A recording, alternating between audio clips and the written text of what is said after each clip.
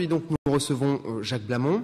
Jacques Blamont est né en 1926 à Paris. Il est actuellement professeur émérite à l'Université de Paris 6 et depuis 1982 conseiller du directeur général du CNES, le Centre national d'études spatiales.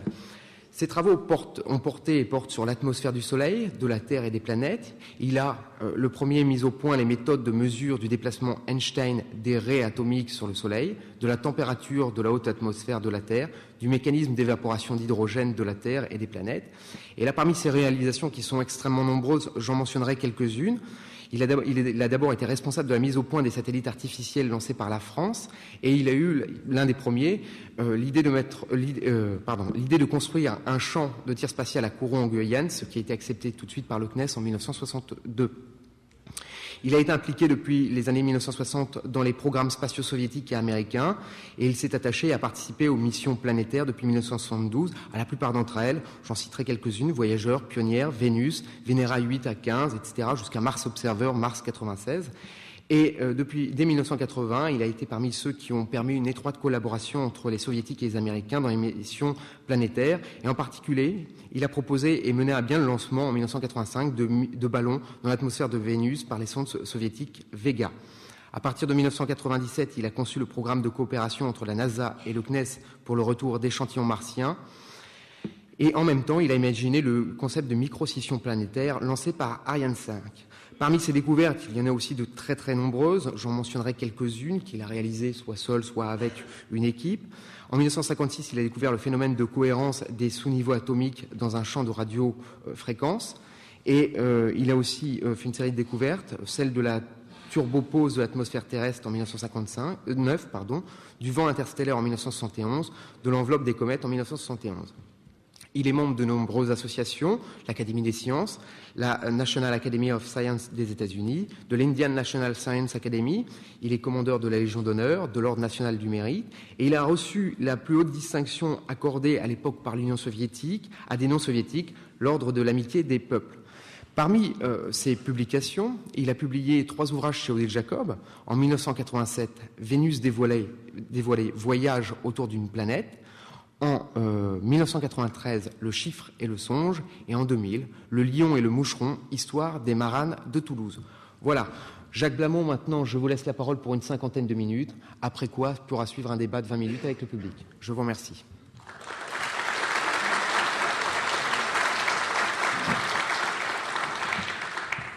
Merci beaucoup pour vos aimables paroles. Je voudrais faire, avant de commencer, mesdames, messieurs, je voudrais juste faire quelques petites remarques.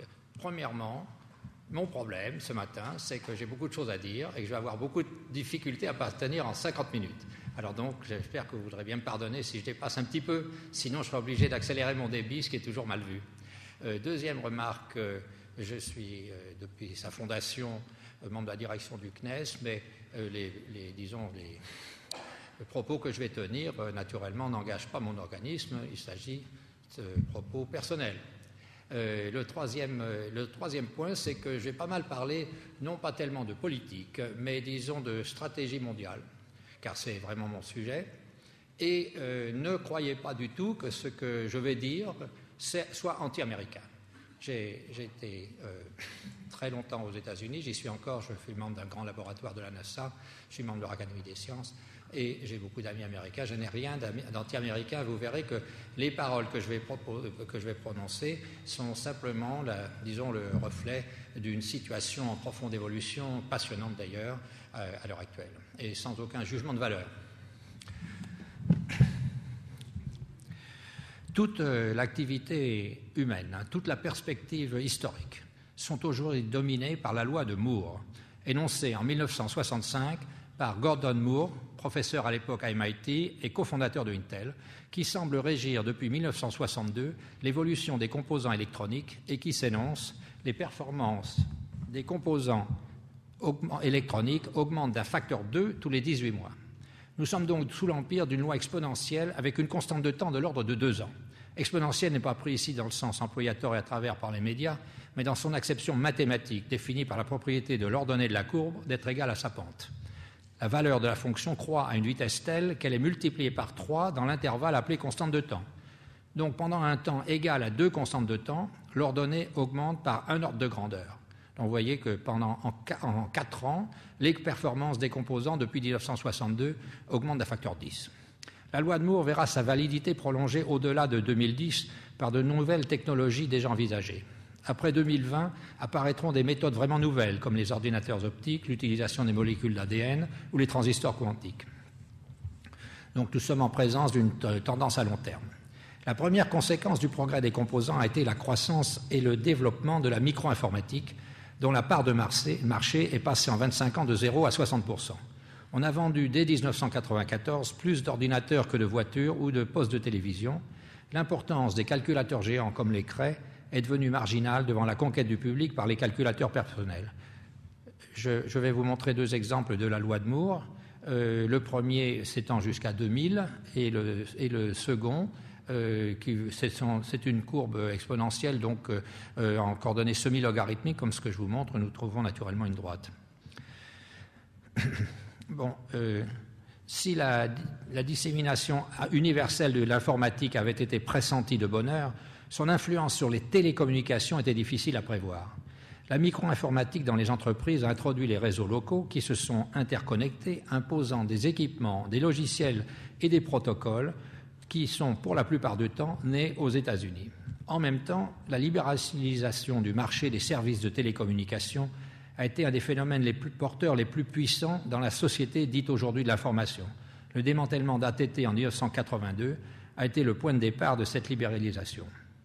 La conséquence immédiate de la restructuration générale des réseaux a été l'augmentation de la quantité d'informations totales transmises dans le monde, dont le rythme exponentiel lui aussi est encore plus rapide que la loi de Moore.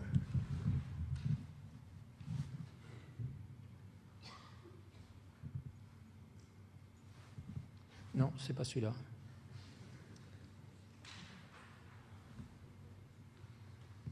Non, c'est pas celui-là.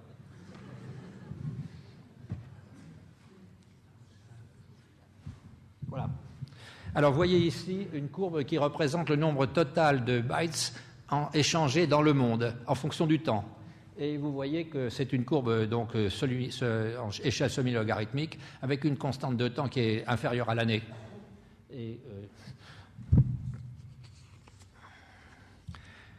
le fait majeur est donc l'impact de la révolution électronique sur les réseaux de communication. Alors, vous voyez la séquence des événements. Ça commence avec la loi de Moore, puis après ça, nous avons le développement de la micro-informatique, ensuite la croissance des télécommunications, et enfin, on arrive à Internet. Internet, créé en 1991, croît aujourd'hui en doublant tous les 6 mois. Alors qu'il a fallu au téléphone 75 années pour atteindre 50 millions de clients, le web atteint le même nombre en 4 années. Vers 2005, Internet atteindra la dimension du système téléphonique mondial, c'est-à-dire 600 millions de lignes. Et avec la fusion de la télévision avec Internet, la connexion de tous les foyers des pays développés est attendue tôt dans le siècle qui commence. Un point sur lequel il faut insister, c'est le centrage d'Internet sur les États-Unis. Je lis dans un livre récent qu'Internet est aussi américain que la tarte aux pommes. Apple Pie. Qu'on choisisse pour critère la localisation des sites, celle des utilisateurs ou la direction des flux de trafic, les États-Unis se taillent la part du lion. Et n'oublions pas l'appui donné par les nouveaux systèmes de télécommunication à la langue anglaise. D'après l'Internet Society, 80% des pages web sont en anglais, bien que seulement 57% des utilisateurs aient l'anglais pour langue maternelle.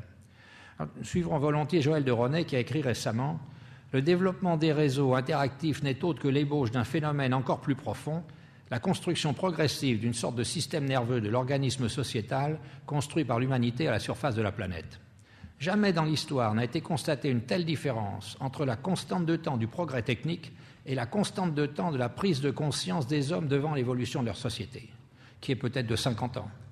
Alors on a 2 ans pour la loi de Moore et 50 ans pour l'évolution du cerveau. Il n'est donc pas étonnant que le pays d'où viennent toutes les innovations, la physique des solides, les composants, les micro-ordinateurs, les réseaux de communication, y compris les satellites, c'est-à-dire les États-Unis d'Amérique, se trouve en avance par rapport aux autres groupes humains. La philosophie américaine de l'économie et de la politique est assez bien résumée par une phrase prononcée lors d'un des forums économiques mondiaux de Davos. Nous sommes passés d'un monde où le gros mange le petit à un monde où le rapide mange le lent. Il est intéressant de décrire les relais qu'emploient les États-Unis pour faire passer les produits de la recherche universitaire dans la vie courante, construisant ainsi leur hégémonie. Nous en citerons deux, RAND et DARPA. La RAND Corporation, créée en 1946 à l'instigation de l'US Air Force, est une institution privée qui est aujourd'hui principalement soutenue par les agences du gouvernement. Son mandat est de faire des études portant sur la défense et sur les problèmes principaux de la politique nationale. Pendant longtemps, ils ont joué la Troisième Guerre mondiale sur ordinateur. RAND, dont le siège est situé à Santa Monica, emploie plus de 600 professionnels. Son influence sur le gouvernement fédéral ne saurait être sous-estimée. Elle s'ajoute à celle de plusieurs institutions à finalité identique, telles que le Brooklyn Institute. Aucun organisme de ce genre n'existe en Europe où les gouvernements font fi des chers professeurs. Deuxième relais, la DARPA, est une agence du DoD. Alors je dirais DoD tout le temps, ça veut dire Department of Defense, c'est-à-dire le ministère de la Défense des États-Unis. Agence du DoD créée en 1958 pour fournir une supériorité technologique aux forces militaires des États-Unis en encourageant l'innovation et en finançant des projets à haut risque. Pendant la guerre du Golfe en 1990, les moyens révolutionnaires tels que le chasseur furtif F-117, le système radar aérien J-STARS et les missiles de croisière se trouvent avoir été le résultat direct d'initiatives prises par cette petite agence pendant les années précédentes. En fait, pratiquement tous les systèmes d'armes en service aux États-Unis ont été affectés à un degré significatif par le travail de DARPA dans les technologies fondamentales de l'information, de la microélectronique et des matériaux. Je me borderai ici, pour faire comprendre son impact, à mentionner que DARPA a créé Internet, tout simplement. Partant d'un réseau de communication réservé au DoD qu'elle a créé à la fin des années 1960, dit ARPANET, DARPA a fait le pas décisif en y introduisant la mise en forme des signaux digitaux, dite paquetisation, puis un développement majeur dans les années 1990, la procédure dite ATM, qui domine aujourd'hui la technologie garde-bande. Les investissements de la DARPA dans le domaine des ordinateurs n'ont pas eu de résultats moins spectaculaires. La souris de votre ordinateur, l'interface graphique standard de l'industrie, les logiciels Unix sont devenus célèbres et j'en passe. Le budget de DARPA pour l'an 2000 est d'environ 1,9 milliard de dollars. Depuis sa création, DARPA a dépensé 55 milliards. C'est le prix de la puissance. Le budget de M. Clinton comprend pour l'année prochaine 40 milliards de dollars pour la R&T, la moitié du budget mondial de R&T. Au centre de cette évolution des échanges informationnels se trouve une série de grandes activités de nature globale. Et c'est mon sujet d'analyser le rôle d'une des plus importantes d'entre elles, l'espace. Alors, qu'est-ce que c'est que l'espace ? Après avoir passé par une phase mythologique parfaitement justifiée, l'espace est maintenant compris pour ce qu'il est. Le moyen principal de recueillir, transmettre et disséminer de l'information à une échelle globale. Il est donc un acteur majeur dans la révolution de l'information et dans la transformation de notre société en société de l'information. Dans le développement des situations de dépendance liées à la maîtrise des techniques informationnelles, l'importance des techniques spatiales tient à 3 caractères. Leur aptitude à établir un service à couverture mondiale, leur capacité à faire pénétrer un service sur un territoire national sans enfreindre la souveraineté nationale, l'absence fréquente d'options autres que la technique spatiale pour remplir certaines fonctions.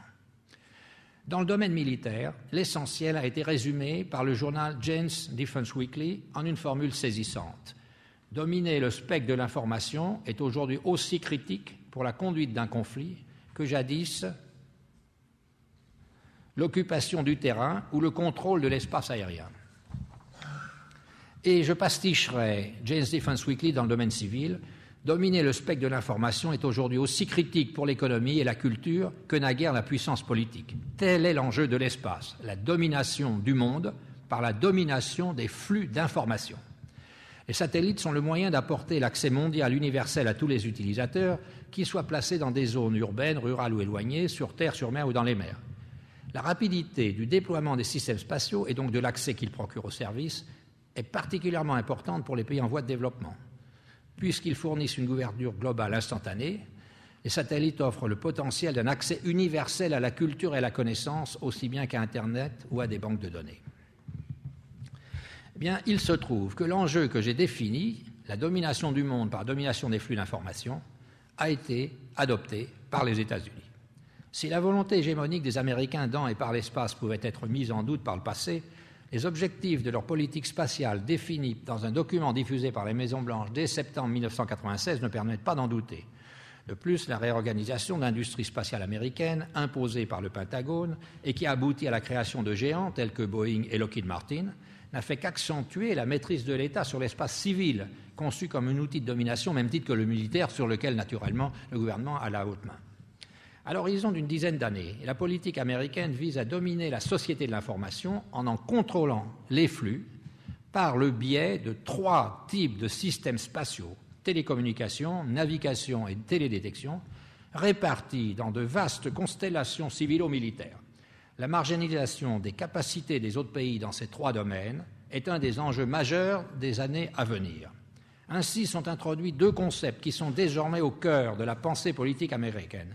Information dominance, c'est-à-dire domination de l'information et par l'information, avec son facteur principal, space dominance, c'est-à-dire domination de l'espace et par l'espace. Par la poursuite de ces 2 objectifs, les États-Unis comptent, grâce à leur état de superpuissance mondiale, imposer leur modèle de société. Et ils dépensent 5 fois plus dans l'espace que les Européens. 5 fois plus.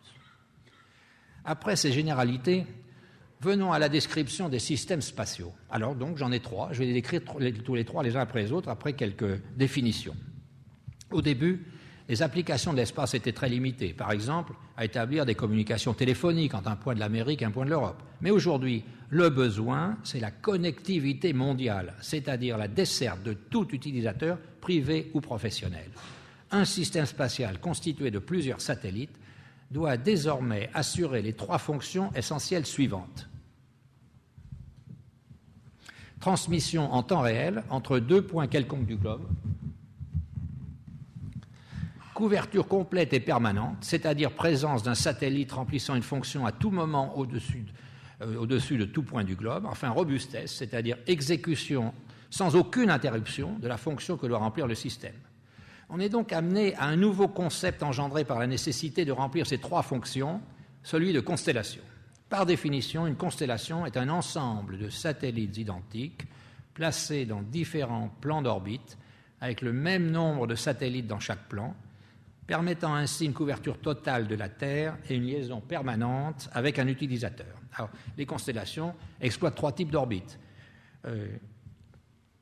Les orbites basses, que j'appellerais LEO, avec une altitude comprise entre 700 et 1500 km. Les orbites moyennes, je suis confus, j'espérais que ça serait plus correct, j'espère que vous le voyez à peu près. Les orbites moyennes, dites MEO, aux environs de 10 000 à 20 000 km. Enfin, l'orbite géostationnaire, GEO, située dans le plan de l'équateur et sur laquelle les satellites, tournant à la même vitesse angulaire que la Terre, apparaissent comme fixes vus du sol. Chacune de ces orbites présente des caractéristiques spécifiques avec des avantages propres et des inconvénients vis-à-vis des différentes missions. Je n'entrerai pas là-dedans. Alors, mon premier système de constellation, les communications. Le secteur des radiocommunications spatiales constitue de loin le premier secteur d'application de l'espace. La place prise par l'espace dans les réseaux de communication, aujourd'hui environ 3%, en 2005 peut-être 7% sur le total et 15% sur le segment des services, correspond à une activité économique réelle fournissant des services et engendrant des bénéfices assez substantiels pour que les satellites de télécommunications soient devenus des produits commerciaux financés par le marché. Ce ne sont plus les États qui financent, mais le marché financier. À part les missions militaires, ils représentent aujourd'hui l'essentiel de l'activité spatiale. C'est ainsi que 121 tirs d'Ariane sur 130 leur ont été consacrés. 3 remarques s'imposent.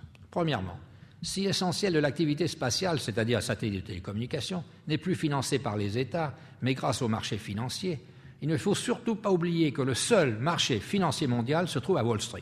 Or, Wall Street est dominé par 4 grandes firmes new-yorkaises, et puis, à côté, 2 banques suisses plus modestes et la Deutsche Bank. Toutes les acquisitions récentes dans la banque d'investissement se sont faites au profit de ces acteurs déjà puissants, élargissant le fossé entre eux et les autres. Soutenus par le dynamisme de leur capital financier, les acteurs américains ou américanisés sont partis à l'assaut du reste du monde. Ils s'imposent à la City de Londres, à Paris, plus nettement encore à Francfort. Partout, ils prennent des places de marché et s'imposent comme les interlocuteurs de tous les directeurs financiers des grandes entreprises et de tous les gros investisseurs. Plus leur puissance se renforce et plus il devient difficile de faire valoir des points de vue européens ou japonais au niveau mondial. Seconde remarque, elle portera sur l'importance du programme spatial militaire des États-Unis. Alors que le budget de la NASA s'élève à 13,5 milliards de dollars, le budget spatial du DoD dépasse 15 milliards, auxquels s'ajoutent 7 milliards de programmes secrets dits Black. Les retombées des programmes militaires financent en fait le développement des équipements nouveaux. Les États-Unis jouent depuis 1994 à fond la dualité dans les programmes de R&D. Dualité, ça veut dire un intérêt à la fois civil et militaire. Dans les programmes de R&D et de télécommunications spatiales militaires disposant de montants considérables et conduits sous l'égide du DoD. Mais en Europe, la situation est bien différente. Les marchés publics qui ont constitué pendant longtemps l'essentiel des activités industrielles spatiaux européens et qui ont permis de développer leurs compétences marquent le pas avec la baisse des budgets aussi bien du côté civil que du côté des programmes spatiaux militaires. La France a diminué considérablement son effort spatial total, en particulier ses dépenses spatiales militaires ont été divisées par 2 en 3 ans. La réduction des budgets ne touche pas seulement les programmes, mais aussi et surtout les budgets de recherche amont. Dans le domaine civil, on constate le niveau stagnant et récemment en diminution régulière du budget du CNES et l'arrêt du financement France Télécom en matière de soutien de recherche et développement pour les charges utiles de télécommunications, alors que ce soutien constitue un élément clé dans le développement des compétences en matière de charges utiles pour Alcatel et Thomson CSF. Troisième remarque, l'accès à l'espace sans aucune contrainte politique est assuré aujourd'hui aux Européens par le complexe Ariane Chantir-Guyanais. Il se trouve qu'Ariane s'est révélé un excellent produit commercial et que grâce à son succès, le maintien de cette activité est garanti sans trop d'efforts étatiques financiers par un chiffre d'affaires à l'exportation d'environ 1 milliard de dollars. Or, il faut savoir, pour modérer sa satisfaction chauvine, qu'en 1999, 8 tirs d'Ariane sur 10 ont été consacrés au lancement de satellites américains de télécommunications. 8 sur 10. L'activité du chantier de Kourou s'arrêterait instantanément s'il ne fallait plus compter sur ses précieux clients. Un acte du Congrès suffirait à interdire l'emploi de lanceurs étrangers pour des missions commerciales américaines. Le Congrès s'encardera peut-être, car il trouve avantage à ce que les Européens entretiennent pour lui, à grands frais, 2 milliards de francs par an, le chantier de Kourou. L'ensemble de ces remarques conduit à penser que la domination américaine sur les télécommunications spatiales devrait à court ou moyen terme se renforcer, à moins d'une bien improbable prise de conscience par les gouvernements européens.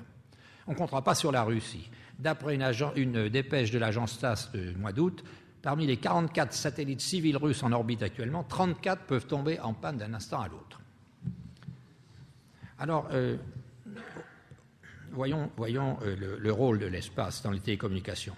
Aujourd'hui, les communications sont assurées soit par câble, soit par satellite. Bien que le volume d'investissement soit 15 fois supérieur pour les fibres optiques que pour le spatial, et que, par exemple, la capacité mondiale de transmission par câble sous-marin soit multipliée par 2 chaque année depuis 1996, tout ça, ça rentre dans l'expansion de la société de l'information, la position future des satellites dans leur compétition avec les réseaux terrestres n'est pas menacée dans 2 niches. Premièrement, les transmissions dites point-multipoint, c'est-à-dire la diffusion directe de télévision ou de radio aux particuliers. Là, le satellite a rencontré et rencontrera un immense succès. Et d'autre part, les transmissions dites large bande, c'est-à-dire à haut débit de données, qui assurent l'acheminement à haut débit des données, des images fixes ou mobiles et des combinaisons de voix, données et images. Dans ce domaine, l'expansion du volume va conduire rapidement à une saturation des canaux qui imposera l'emploi de tous les moyens sols et spatiaux. Vous avez ici une courbe qui représente une extrapolation de l'évolution des moyens de transmission utilisés pour la large bande. Et vous voyez que tous ces moyens croissent. Le satellite croît autant que le câble.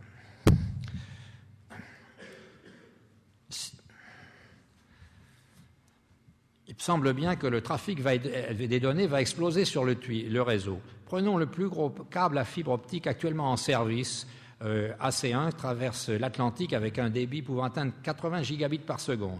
Sachant qu'un mail moyen pèse 2 kilooctets, combien faut-il de mails pour boucher le tuyau? Réponse 5 242 880. Ce qui revient à dire que si tous les internautes de France, environ 5,6 millions en 2000, décident comme un seul homme d'envoyer outre-Atlantique à Joyeux Noël à l'oncle Sam, il y aura de l'embouteillage. Chacun s'accorde à penser qu'Internet continuera de croître à grande vitesse et contribuera donc à l'embouteillage des circuits à brève échéance. Aujourd'hui, Internet fonctionne sur le réseau câble et n'emploie quasiment pas le réseau spatial. Mais dans moins de 5 ans, l'augmentation de la vitesse et surtout la mise au point de protocoles intégrant le délai temporel lui ouvriront la porte du réseau spatial. Le mouvement a déjà commencé avec la technologie actuelle. Au début de 1997, le marché Internet n'existait pas pour les satellites. Il a cru de 109 millions de dollars en janvier 1998 à 883 millions de dollars en janvier 2000. Regardez-moi cette croissance, elle est à peu près égale à la loi de Moore. C'est assez surprenant. Et aujourd'hui, 11% des serveurs Internet dans le monde utilisent un satellite pour se connecter. Donc, dans le domaine liaison point-à-point et large bande, l'avantage des satellites géostationnaires est manifeste et leur avenir est clair. J'avais prévu de vous parler un peu des constellations Léo telles que Iridium, mais je n'ai pas le temps de le faire et pour moi c'est un épiphénomène peu important. Donc je me borne à parler des satellites en géostationnaire. Aujourd'hui, il y en a 219 en service orbital. 25 à 30 sont lancés par an et seront lancés par an jusqu'en 2010. L'industrie des géos a empoché 66 milliards de dollars en 1998 et plus de 70 en 1999, année qui sera surpassée de 20% au moins par 2000. Cette croissance robuste repose sur la croissance des services. 25% en 1999, 21% en 2000. Donc le chiffre d'affaires des services est 20 fois supérieur à celui de l'industrie des satellites. Le cash flow est concentré dans les services. On comprend que Hughes, le plus grand constructeur de satellites de télécommunications, est vendu l'année dernière à Boeing toute son activité hardware en ne conservant que la société de services DirecTV, qui est la source de profit. Alors que peut-on dire des évolutions dans les prochaines années ? En ce qui concerne le hardware spatial, c'est-à-dire les lanceurs et les satellites, une compétition acharnée oppose les États-Unis aux Européens qui sont aujourd'hui leurs principaux adversaires. Il est facile de prédire que le soutien étatique du gouvernement américain à la R&D assurera le succès des industriels d'outre-Atlantique, les ELV détrôneront Ariane, le DoD financera les percées stratégiques dans le matériel. En ce qui concerne les services, c'est là où est l'argent. La tradition des monopoles européens est encore si vivace que peu d'opérateurs ont des chances d'atteindre la masse critique, alors qu'on assiste à une véritable prolifération aux États-Unis. Enfin, en ce qui concerne les décisions stratégiques dans un secteur désormais livré aux financiers, j'ai déjà parlé de Wall Street. Alors ces chiffres d'affaires, ces bénéfices, ces emplois iront-ils à l'industrie et à la banque américaine ? Voilà, quel est l'enjeu. Alors, oui, le prochain.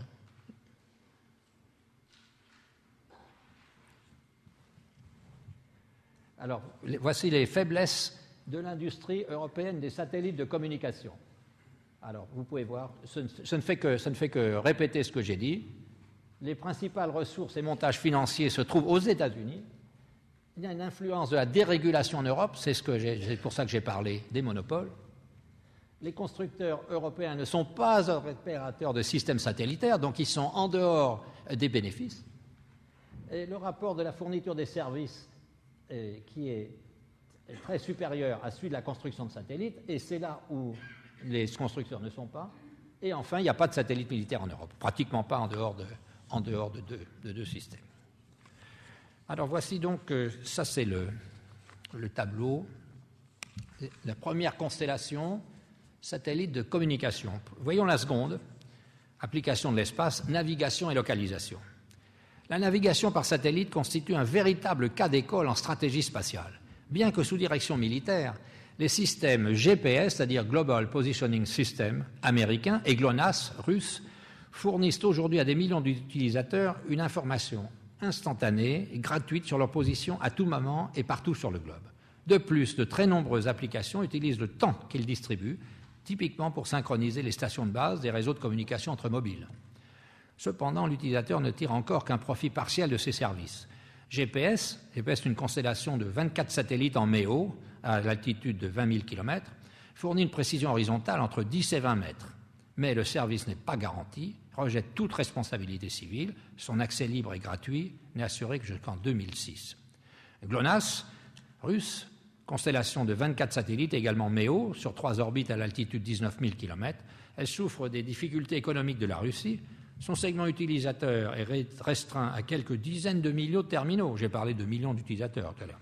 Utilisés par les forces armées russes, la constellation compte aujourd'hui moins de 10 satellites opérationnels sur 25 et qui ne permettent plus donc d'assurer le service normal.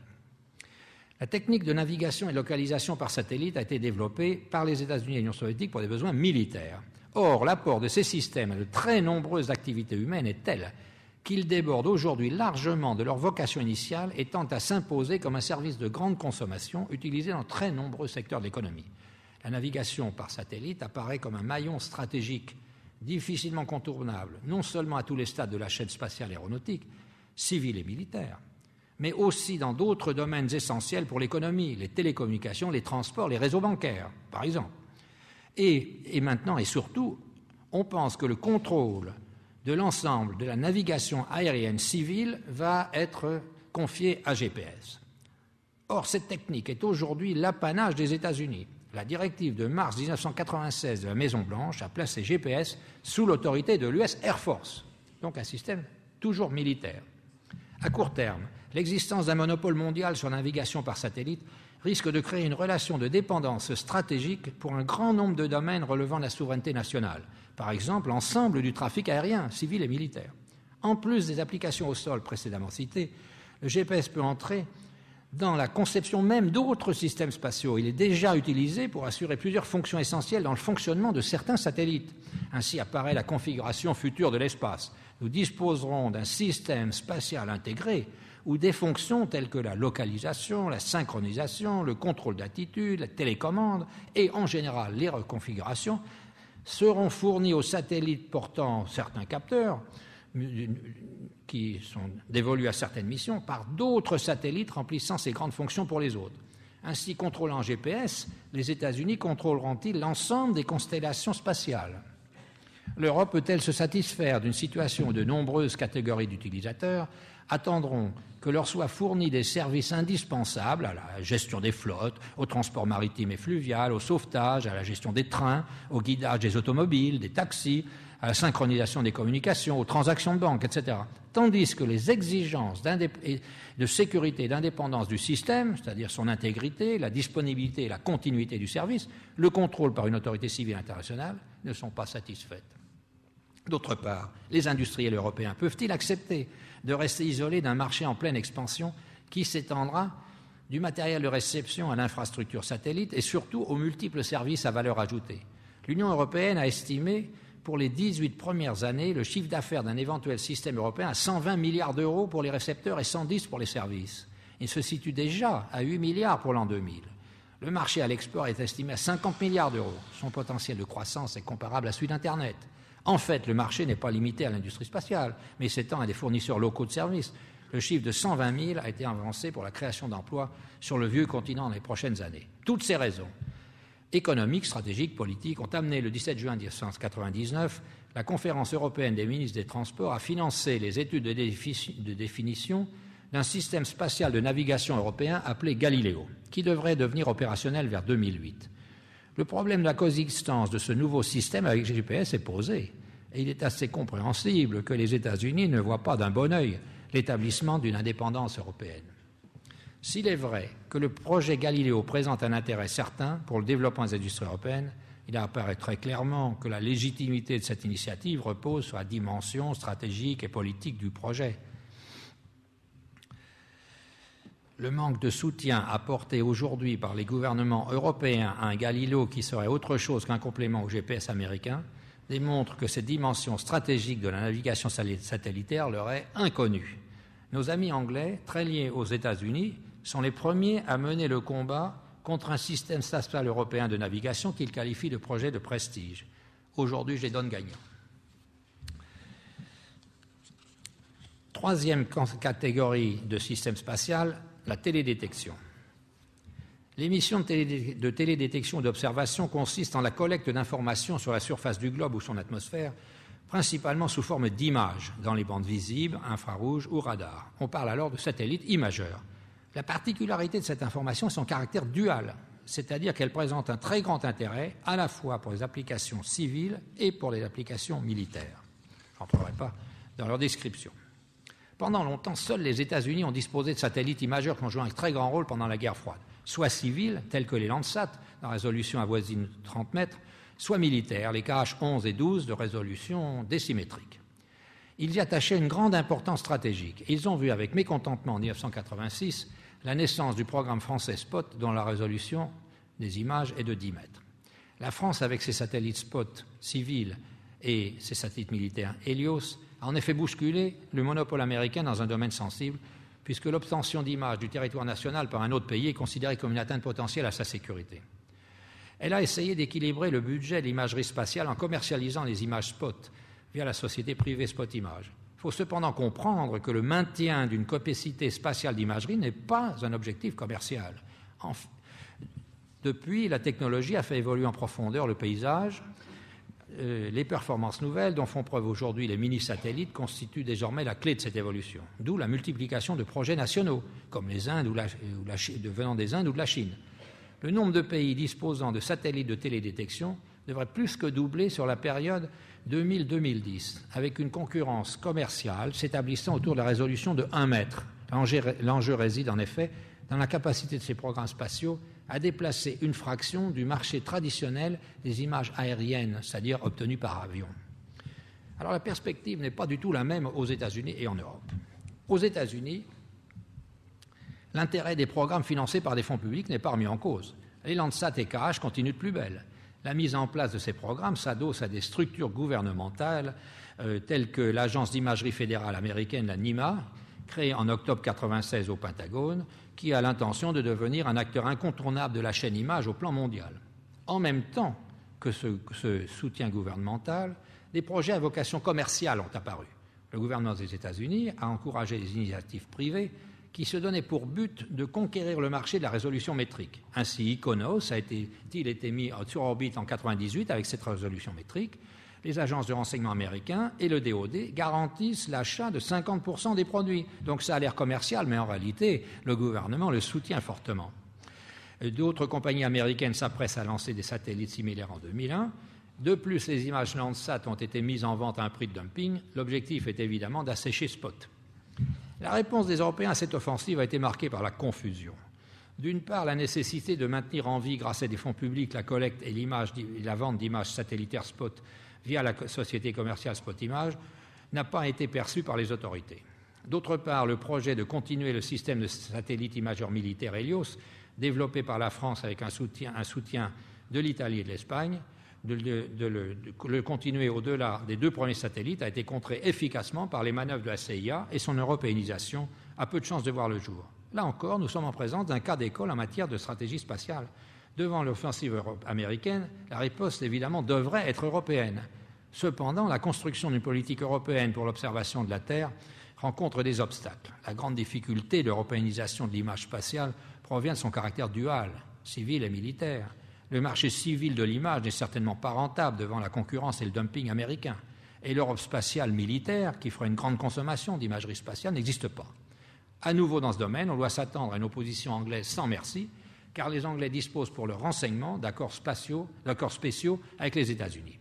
Alors le premier travail serait de concevoir un système spatial dual qui soit suffisamment attractif pour que quelques pays européens s'entendent à son sujet. Il faut donc avant tout répondre aux besoins de l'utilisateur militaire qui sont, répétons-le, je l'ai dit tout à l'heure, temps réel, permanence sur les objectifs, robustesse du système. Donc seule une constellation peut les remplir. Ce n'est pas le cas ni de Spot ni d'Helios. Quels que soient les concepts qui finalement émergeront, il est certain qu'à partir de 2005 environ, il existera, nous l'avons vu, des constellations de télécommunications financées et gérées par des opérateurs commerciaux offrant des services multimédia. Tous les autres services spatiaux devront donc être conçus à partir de l'existence d'un réseau spatial de télécommunications à large bande. Appelons-les, ces autres réseaux spatiaux, des systèmes clients. Le client utilisera le réseau multimédia comme intermédiaire obligé. Et nous aboutissons ainsi de nouveau à un système spatial intégré où les 3 types de constellations seront impliqués. De tous les projets en cours de préparation chez nos partenaires, c'est le projet italien Cosmos Skymed qui est le plus avancé. Le projet correspond au schéma que nous venons de définir. Une petite constellation d'imageurs dans le domaine optique serait fournie par la France, une petite constellation d'imageurs dans le domaine radar qui serait fournie par l'Italie. Il manque encore, il est vrai, à ce schéma, une architecture qui lui donnerait l'indispensable capacité en communication. Ça viendra. Les discussions exploratoires avec l'Italie, engagées depuis fin 1998, se poursuivent dans le cadre d'une négociation qui associe les civils et les militaires des 2 pays. Les termes d'un accord précisant les conditions et le périmètre de la coopération sont cherchés pour la fin de l'an 2000. L'avenir très proche nous renseignera sur la perception des grands enjeux politiques et stratégiques du XXIe siècle par nos gouvernants. Je n'ose rien dire sur ce sujet qui est en évolution. Alors nous avons vu que les applications principales des télécommunications spatiales sont la télévision directe et Internet. Elles sont le vecteur de la domination culturelle américaine. Je veux rappeler que la télévision transmet des films et qu'elle contribue au fait que le marché européen du film est constitué à 80% de films américains, tandis que le marché américain n'accepte les films non américains que dans la proportion de 2%. Mais nous conclurons cette présentation de l'importance de l'espace dans le domaine civil par un exemple extraordinaire. GLOBE est un programme international éducatif fondé sur l'étude de l'environnement. Il a été mis en route en avril 1994 par M. Al Gore, vice-président des États-Unis, officiellement inauguré le 22 avril 1995. Plus de 8500 établissements scolaires aux États-Unis et ailleurs y sont actuellement inscrits. 93 pays du monde entier participent au programme et la France est le seul État européen qui n'y participe pas. Officiellement, les objectifs de GLOBE sont de réunir des élèves, des enseignants et des scientifiques du monde entier en vue de renforcer la prise de conscience du public concernant l'environnement à l'échelle mondiale, effets de serre, ozone, etc. Sous la supervision d'enseignants formés dans le cadre du programme, les élèves de tous les établissements impliqués dans le monde entier, de la maternelle à la terminale, se livrent aux activités suivantes. Relever les mesures de l'environnement dans les écoles ou leurs environs, transmettre via le réseau Internet, leur donner un centre de traitement des données GLOBE mis en œuvre aux États-Unis, recevoir et utiliser les images de l'environnement créées à partir de leurs données et celles provenant d'autres établissements scolaires GLOBE dans le monde entier. Il faut avouer que l'idée est très séduisante. Elle prend en compte les enjeux éducatifs du XXIe siècle, la méthode de l'enseignement qui évolue du fait de l'introduction de nouveaux outils et le contenu de l'enseignement qui deviendra plus universel. GLOBE, imaginé et géré par les États-Unis, est un excellent exemple de la façon dont la culture du pays dominant, reposant non seulement sur les moyens spatiaux de collecte et de transmission et sur le réseau Internet, mais aussi sur la science et l'attrait qu'éprouvent les jeunes pour elle, cette culture, dis-je, s'imposera malgré les réticences d'un pays frileux comme le nôtre, qui n'a pas su concevoir de pareilles initiatives et n'en concevra pas. Un des objectifs avoués de GLOBE est de créer des partenariats entre étudiants du monde entier rassemblés dans le système américain de valeurs.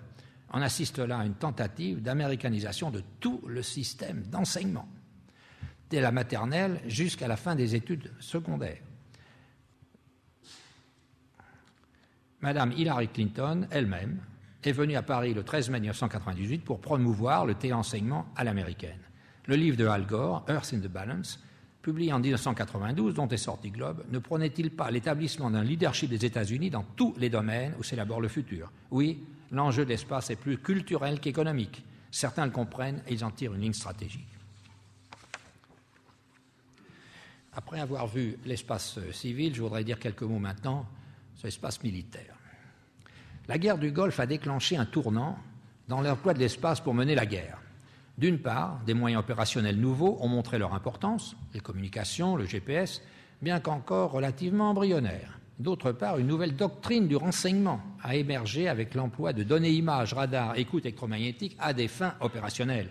Les satellites KH-11 et KH-12, qui étaient gérés par la CIA, ont détourné leurs télescopes des silos soviétiques où il y avait des bombes nucléaires pour les braquer sur les concentrations de troupes, de camions et de tanks de Saddam Hussein. Ça, c'est vraiment un vrai changement. On passe du stratégique à l'opérationnel. Un exploit remarqué a été la défense anti-Scud qui a mis en œuvre une chaîne spatiale temps réel, la détection du tir, le calcul de la trajectoire du missile et l'instruction donnée aux contre-mesures. Environ 40 satellites avaient été déployés au-dessus du Koweït par les États-Unis.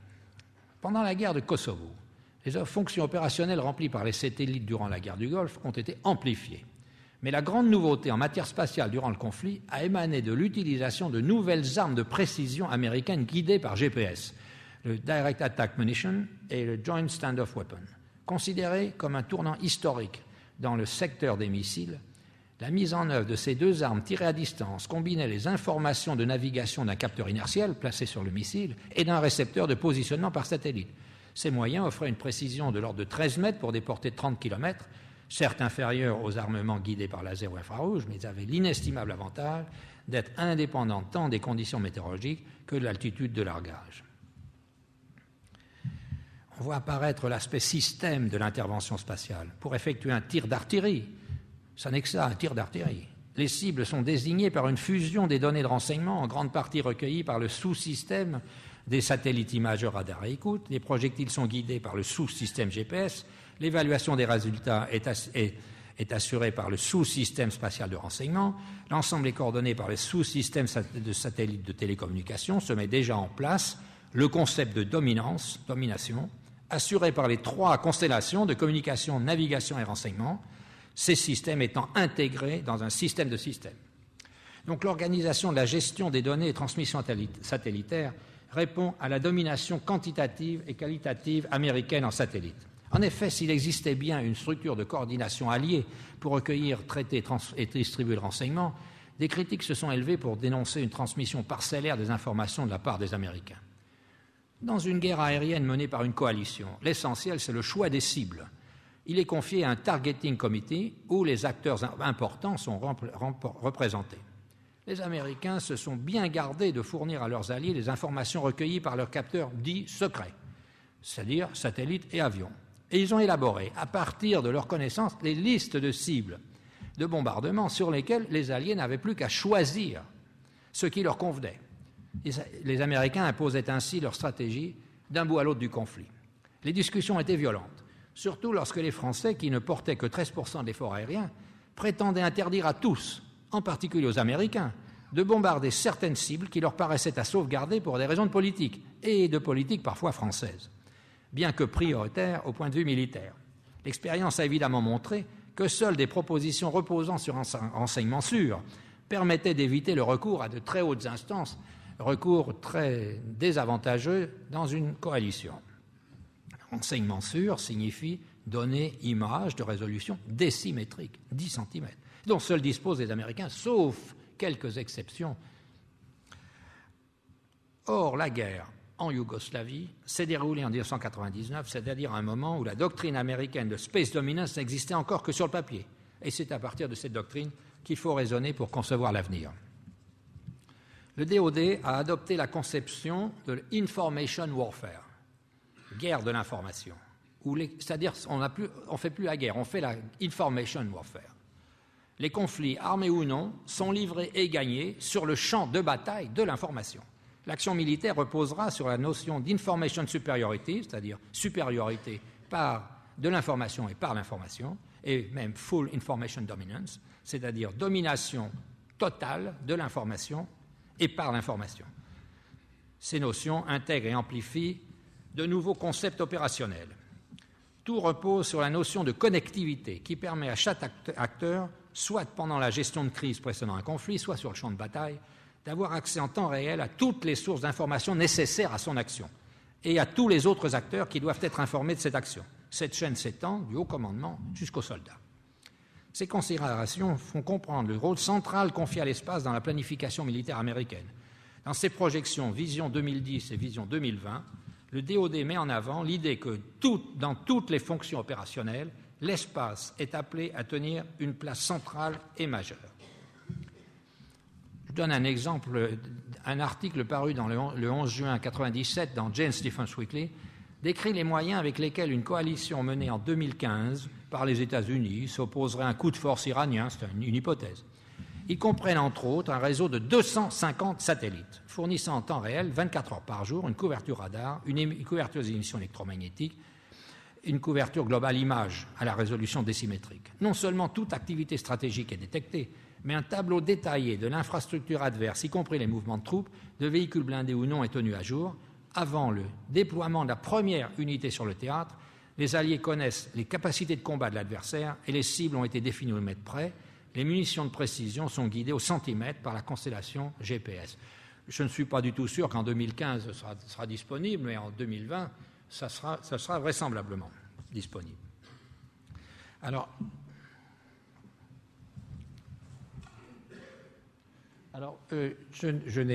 voici un schéma qui est sorti du document Vision 2010 qui représente la vue du futur entérinée en 1996 par les forces armées des États-Unis. Alors, je n'ai pas le temps d'entrer dans le détail, bien que ça soit très, très intéressant. Cette doctrine repose sur 4 concepts opérationnels que vous voyez tous les 4.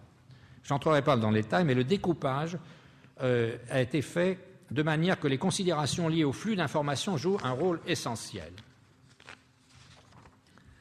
L'ensemble des 4 concepts est lié, c'est pour ça que je vous montre ce schéma, à gauche, par quelque chose qui les englobe tous, qui s'appelle la supériorité d'information. Vous voyez à gauche. Information superiority. Et d'ailleurs, avant, il y a l'avance de la technologie. C'est pour ça que ce schéma est très intéressant. La doctrine Vision 2010 rentre dans le détail en ce qui concerne les moyens principaux de mettre en œuvre les 4 concepts qui sont exposés là. Expose ouvertement qu'ils reposent tous sur l'emploi des 3 constellations spatiales que nous avons décrites, télécommunication, navigation, télédétection.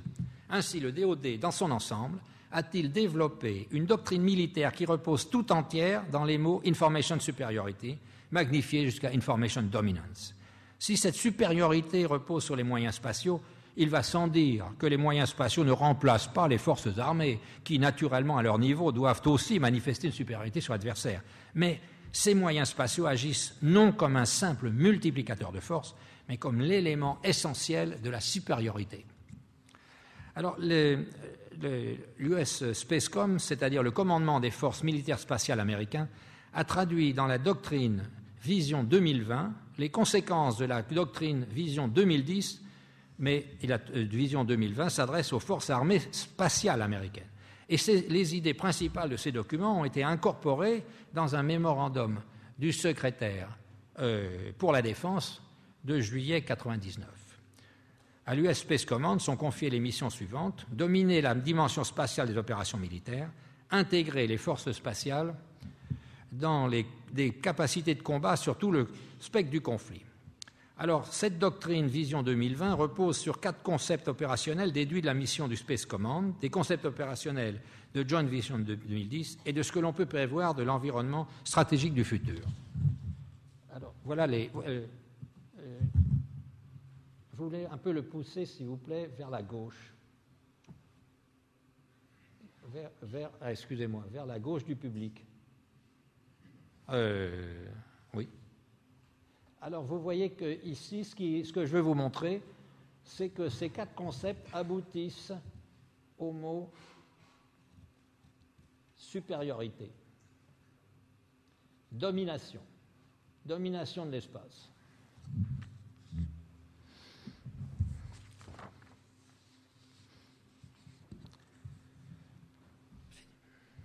Il est de bon ton de considérer l'importance capitale attribuée par les États-Unis à la composante spatiale de leurs forces avec une certaine ironie. Trop de valeur attachée à la technique au détriment du combattant, disent beaucoup de militaires européens de haut rang. Nous ne les suivrons pas dans cette critique. Les États-Unis sont la première puissance spatiale du monde et sont à même de comprendre l'évolution des techniques de l'information qui se produit et se développe chez eux.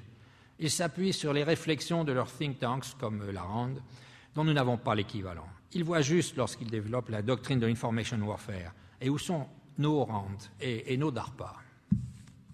On peut prévoir que la domination de l'information donnera aux États-Unis une hégémonie géopolitique reposant sur leur puissance militaire et sur leur puissance économique. Les alliés des États-Unis, assez formés du point de vue technique pour comprendre et exécuter les instructions, seront réduits au rôle de harkis. Les États-Unis projetteront leur information et les alliés leur chair à canon. Nous conclurons donc qu'un des enjeux fondamentaux de l'espace européen est lié à la question de l'identité européenne de défense et de sécurité.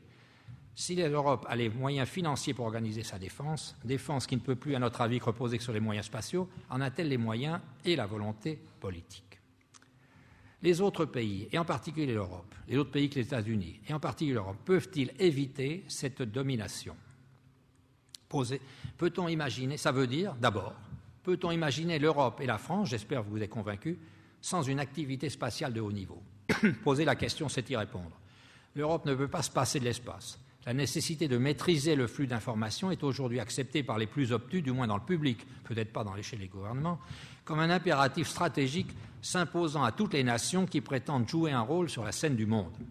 La maîtrise du secteur spatial civil est un enjeu majeur de puissance et d'indépendance dont les États ne peuvent se désintéresser. Dès lors, il est aisé de comprendre que la priorité absolue de la politique spatiale de l'Europe est de disposer d'un système de lancement, c'est-à-dire d'un lanceur et d'un champ de tir placés sur la souveraineté européenne. Et ce système de lancement doit être adapté à ce qui fait le cœur de l'Europe, c'est-à-dire le transport d'informations. La politique de la France, qui a centré son effort sur un lanceur de satellite de télécommunications Ariane, s'est révélée lucide et doit être poursuivie. Mais sa justification est stratégique et non économique. Le marché des satellites est trop petit en Europe pour maintenir rentable sur le plan commercial le complexe aérien de Saint-Kourou. Si notre pays et l'Europe ne voulaient faire que du commerce, il faudrait arrêter la production d'Ariane, fermer le champ de tir de Kourou et aller tirer à Baïkonour avec l'autorisation du Kazakhstan. Toutes les difficultés d'aujourd'hui et de demain qui entravent la consolidation de l'activité spatiale européenne proviennent d'un fait et d'un seul. Il manque une moitié à cette activité pour qu'elle atteigne sa masse critique. Ni le marché des services civils dans l'état actuel caractérisé par domination américaine, ni la science spatiale, ni l'homme dans l'espace, l'une et l'autre activité ne présentant aucune importance à la compétition mondiale sauf au niveau de l'image, ne suffisent à maintenir l'activité spatiale à un niveau stable. Pour être saine, l'activité spatiale a besoin d'une composante militaire de même dimension au moins que la composante civile. Je pense profondément que les deux perspectives ne sont pas séparables et qu'une activité spatiale n'est saine, n'est durable, n'est rentable que si les dépenses civiles et les dépenses militaires ont le même ordre de grandeur.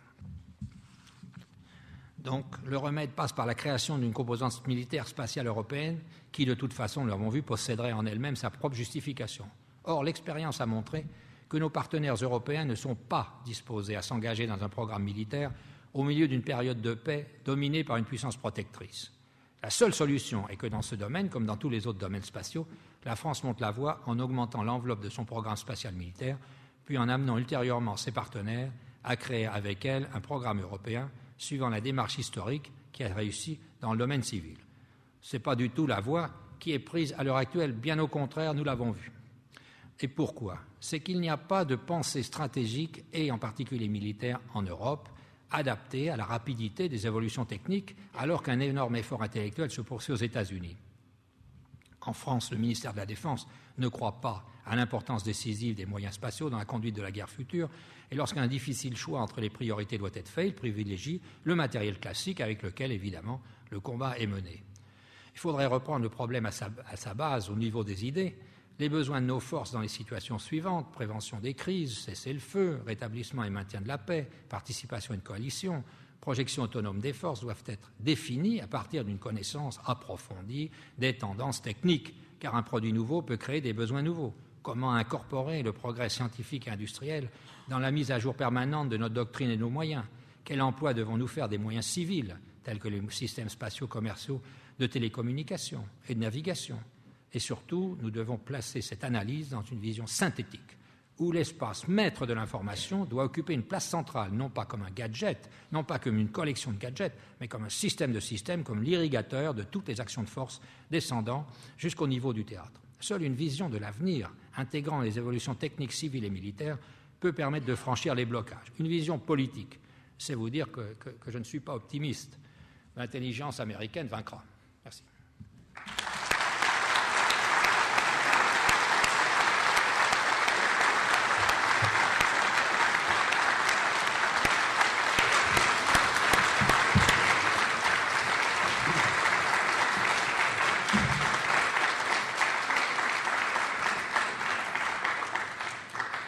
Merci Jacques Blamont. Nous allons passer maintenant aux questions. Les micros vont descendre dès que vous les avez. Allez-y, monsieur, levez-vous. Oui. Bonjour, monsieur. Bonjour, monsieur. Ici. Je me demandais, un système aussi sophistiqué que ça, s'il ne présentait pas un grand risque d'être facilement vicié. Vous parlez de GPS ? De l'ensemble. Oui, c'est exact qu'un système aussi puissant a ses fragilités. C'est exact. Par exemple, pour ce qui est de GPS, par exemple, on peut le brouiller. On peut imaginer qu'un terroriste se mette au bout de la piste de l'aérodrome d'Orly et puis modifie les signaux GPS et que l'avion soit donc détourné. C'est possible. Et c'est naturellement l'objet de quantité de recherches très importantes d'essayer de donner de la sécurité aux systèmes spatiaux. Mais naturellement, nous avons déjà vu des grandes difficultés que rencontrent les systèmes de communication à l'heure actuelle, qui peuvent être par exemple saturés ce qu'on appelle des hackers, c'est-à-dire des rigolos de 15 ans qui arrivent à arrêter le fonctionnement économique des États-Unis en saturant Internet. Ce genre de choses arrivera, c'est certain. Mais c'est l'évolution technique. Il faut être plus malin. Une autre question là-haut, monsieur, levez-vous. À vue d'œil, il n'y a même pas le quart du public du temps normal. C'est dire à quel point le sujet que vous avez traité intéresse les Français ou les Parisiens. Peut-être sont-ils en train de réfléchir s'il faut donner 5 ans ou 7 ans au président. C'est peut-être plus important. Et comment, dans ces conditions, quand on sait que les Américains nous raflent un tiers pour le moment de nos jeunes ingénieurs formés avec notre argent, comment les choses pourraient changer dans un autre sens? N'allons-nous pas tout droit vers le sous-développement, purement et simplement? Je vous ai seulement donné quelques faits. Vous pouvez les interpréter comme vous voulez, mais nous savons bien que les Français se situent essentiellement entre la plage et la pompe à essence.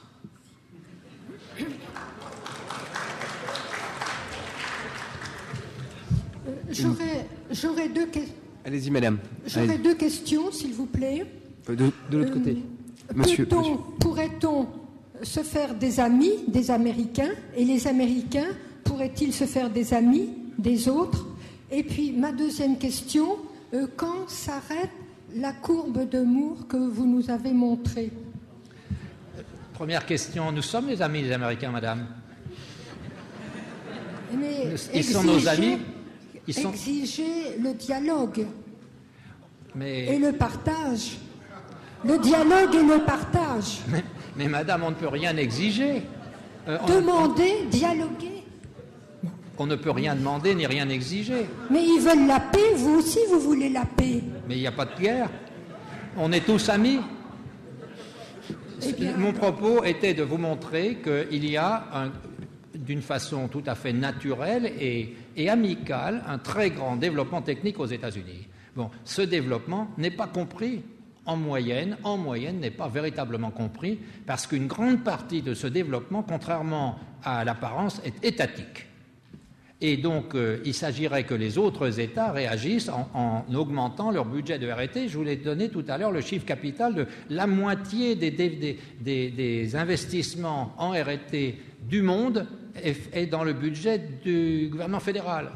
Et donc de deux choses l'une, où on comprend ça et on augmente considérablement les budgets étatiques de R&D, et à ce moment-là, on peut parler d'égal à égal avec des gens qui font leur travail, les Américains qui font leur travail, ou on ne le fait pas, et dans ce cas-là, eh bien, on se soumet à la domination. Mais il ne s'agit pas du tout d'être amis ou pas amis. Les Américains sont nos amis, et je tiens à le répéter. Maintenant, en ce qui concerne votre seconde question, je l'ai indiqué au début, vous voyez, cette loi de Moore, c'est tout de même suffocant. Énoncée en 1965, il y a la même pente en 2000. Depuis, cette courbe s'est maintenue. Alors, naturellement, la question est-ce qu'elle va se maintenir? Tout le monde pense qu'elle va se maintenir avec la technologie actuelle dans les 5-10 prochaines années. Et maintenant, elle sera relayée par des percées dont je n'ai pas parlé, mais enfin, nous avons vu publier des annonces assez extraordinaires, comme par exemple des fils électriques constitués larges de 10 atomes. Disons qu'il est vraisemblable que nous allons vers une miniaturisation considérable. À partir de 2020, nous aurons des équipements de nature entièrement nouvelle, et donc ça ne serait pas du tout surprenant que la loi de Moore continue à être valable jusqu'au milieu du siècle. Une question à un monsieur sur le côté. Levez-vous, merci. Oui, bonjour. Bonjour. Ma première question concerne la guerre de Yougoslavie dont vous avez fait état. Que pensez-vous de l'attaque par les Américains de l'ambassade de Chine?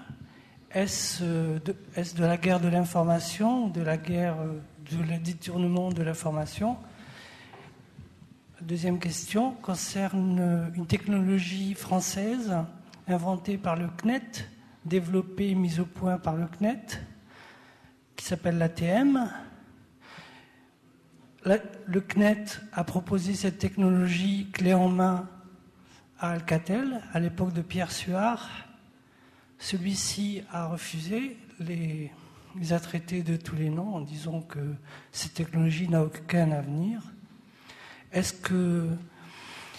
Donc, que pensez-vous de l'investissement de l'État pour subventionner de telles entreprises? Si je ne m'abuse, pour répondre à votre deuxième question, ATM a été repris par DARPA et a été un des facteurs importants de l'évolution de la technologie des communications. Donc le travail du CNET n'a pas été perdu.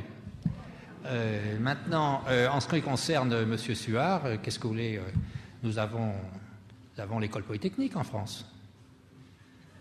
Et je vous rappelle ce qu'a dit Clémenceau en 1919 à la conférence de la paix. Si vous voulez empêcher l'Allemagne de se relever, donnez-leur une école polytechnique. Maintenant, en ce qui concerne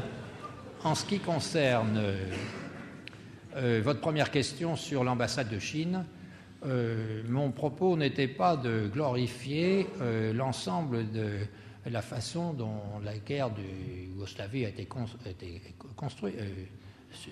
dirigée. Naturellement, quand on met en place de nouvelles technologies aussi radicales, eh bien, il y a naturellement des accidents. Il peut y avoir des accidents politiques, il peut y avoir des accidents techniques. Il est bien clair que, par exemple, les Tomahawks, par exemple, ils sont sujets au brouillage aussi. C'est bien connu. On pense même qu'il y en a qui ont été brouillés par Saddam Hussein pendant la guerre du Golfe. Donc, un système technique n'est pas infaillible. J'ai parlé de système anti-Scud. Tout le monde sait qu'il n'était pas excellent, puisque finalement, il se terminait par des patriotes qui n'étaient pas du tout adaptés au système. Donc là, il ne faut pas s'imaginer que tout se passe très bien. Il y a énormément d'accidents dans un développement technique. Une question là-haut, monsieur, levez-vous. Merci pour votre exposé très intéressant. Je voudrais poser une question sur le renseignement, ce programme de décryptage ou d'enregistrement systématique par les Américains, dans le programme dont je ne me rappelle plus le nom, là, de toutes les communications occidentales, françaises et autres. Comment cette activité, qui n'est ni civile ni militaire, puisque c'est du renseignement et de l'espionnage, s'insère-t-il dans ce que vous avez décrit? Et qu'est-ce que l'on peut faire pour contrer cette initiative qui est une atteinte à la souveraineté nationale? Il s'intègre naturellement tout à fait dans le schéma que je vous ai indiqué. C'est naturellement un programme technique qui est lié au développement des communications et des ordinateurs, donc ça rentre tout à fait dans le schéma. Maintenant, pour le contrer, bien, on peut peut-être être malin. Par exemple, si vous parlez au téléphone et que vous craignez d'être écouté, eh bien, vous avez la liste de tous les mots-clés qui sont utilisés par le programme américain pour faire un choix. Et vous dites une fois toutes les 10 secondes un des mots-clés. Et que cette procédure est utilisée par tout le monde, selon des instructions qu'ils ont données au public. Je peux vous dire que le programme est fini. Une question là, monsieur, allez-y en haut. Levez-vous d'abord. Levez-vous, s'il vous plaît. Il y a une phrase qui m'a intéressé tout à l'heure. Vous avez dit, je suis là, monsieur. Levez-vous, s'il vous plaît. Oui. Il y a une phrase qui m'a intéressé tout à l'heure, que vous avez dit aux États-Unis que les Américains n'acceptent que 2% des émissions non-américaines. C'est ce qu'on me dit. Oui, c'est ce qu'on dit. En France, des films, excusez-moi, des films. Des films, d'accord. Et puis, il y a une autre chose à propos de la guerre du Golfe, là.